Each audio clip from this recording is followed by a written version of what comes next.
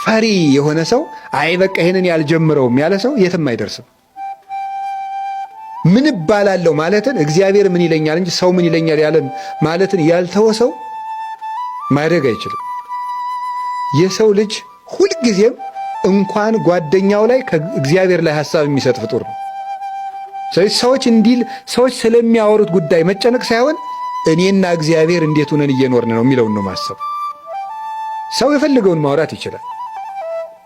እኛ ግን መስራት ያለብን የራሳችን። ስለዚህ ከፈሪነት መጠበቅ፣ ሰው ምን ይለኛል የሚለውን ወይም እንዲህ ቢገጥመኝሳ፣ ብዋረድሳ፣ ሬባስ አልነካካ፣ ይሄን ባደርገውሳ፣ ቢበላሽብኝሳ፣ ይሄን ብናገርሳ፣ እነገሬ ቢተቹኝሳ፣ እንዲህ ብሰራሳ፣ እንዲህ ቢሆንብኝሳ።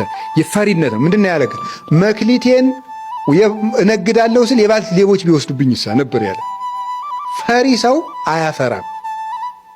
አጉል ድፍረት ሳይሆን ምን ይሉኝ፣ እነዚህ ብሉኝ፣ ቢበላሽብኝ፣ ብከስር፣ እንዲህ ብል ብሎ ማሰብ። ሁልጊዜ እየፈራ ነው ሰው ችግሩን ይዞ የሚኖረው።